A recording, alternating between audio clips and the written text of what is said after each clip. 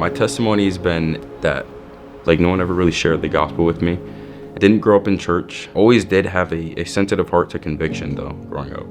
After I graduated high school, working third shift, going to school on top of that, my father had gotten cancer. And then my grandmother had also gotten cancer around the same time. It turned into a really dark period just because of a lot of things that I had going on. The Lord was pointing me towards himself just through these things. It built up to the point where the Lord was like, I'm not gonna let you handle it on your own anymore.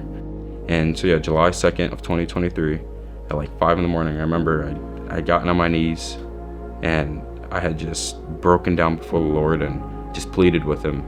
In that same moment, I had felt like my heart was just pounding. Something just wasn't right. And so that same night, I had to end up going to the hospital. And they started hooking all these things up to me. They put oxygen on me and everything. And then they ended up just talking to me about it. And basically my heart had lost its rhythm. And so they put me to sleep.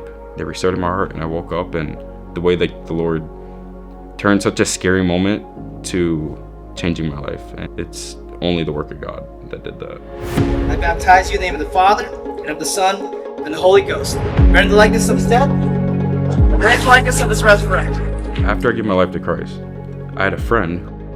He had also just took an interest in I've been thinking about wanting to go to church. So I'm yeah, I've been looking for a church actually. Lo and behold, we had another friend who just reached out one day and had invited us to Emmanuel, and we were just that's just so weird. How we just happened to both be looking, and then we had another friend invite us, and we came. One thing that really caught me off guard was just how welcoming Emmanuel was, and how welcoming a lot of the people were. And I first started going to Ignite. That was my first involvement, getting into the young adults, and that's just where the Lord started me off, was just getting involved into like-minded young adults who are also just seeking to seek the Lord.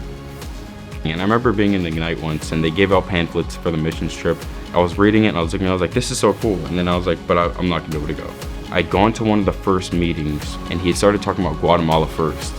And I just felt I just had to take that chance of, I know the Lord's gonna provide through it.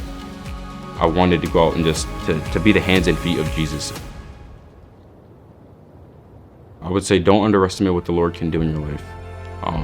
He works beyond our own understanding. I've seen it in my own life, and just how he's used me in ways I never would have expected or anticipated. It has brought in abilities out of me that I never would have realized I had. And eventually Pastor Stephen asked me if I wanted to lead a group, and there was really no question for me. I saw how it had blessed me, and I just wanted that to be a blessing to someone else. Seeing your purpose in that, seeing where you could be used best by the Lord, just knowing it's the Lord who's going to use you, and he can go beyond your understanding.